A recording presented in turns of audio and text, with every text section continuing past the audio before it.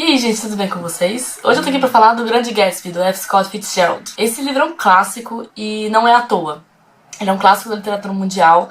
Ficou muito famoso por causa do retrato muito fiel que ele faz dos anos 20 da sociedade norte-americana.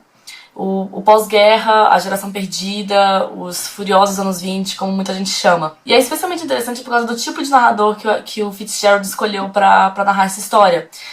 O Nick Carraway, que é o personagem, ele é um narrador observador.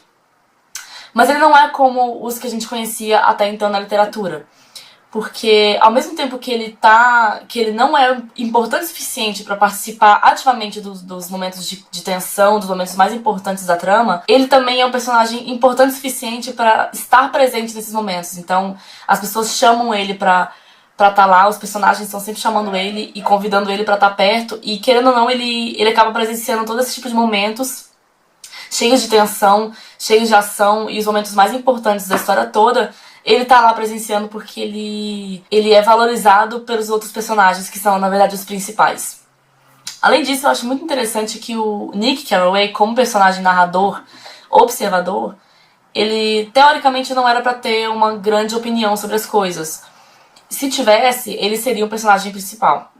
Mas ele não é. O que acontece é que o Scott Fitzgerald conseguiu encontrar um equilíbrio perfeito entre o narrador observador, que tá lá só pra narrar, e também o personagem da história que tem a sua própria opinião sobre as coisas e tem a sua própria reação sobre o que acontece na história. Então, o Nick, no decorrer da história, você se pega se identificando muito com ele. No fato de que ele tem as próprias opiniões, geralmente são muito parecidas com as opiniões do próprio leitor.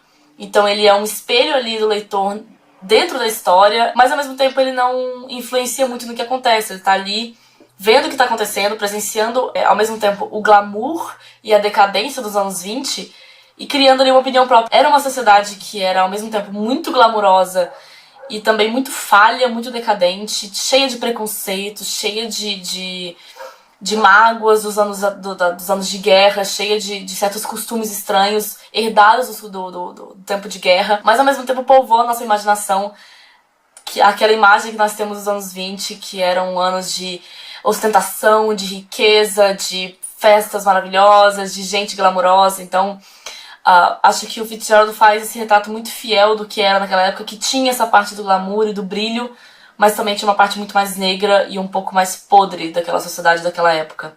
É um livro maravilhoso, muito bem contado. A história em si tem um charme muito grande, porque ela interage perfeitamente com o cenário da época e com os costumes da época. De maneira geral, é um livro que eu recomendo muito, acho muito interessante. É isso então, um beijo e até a próxima.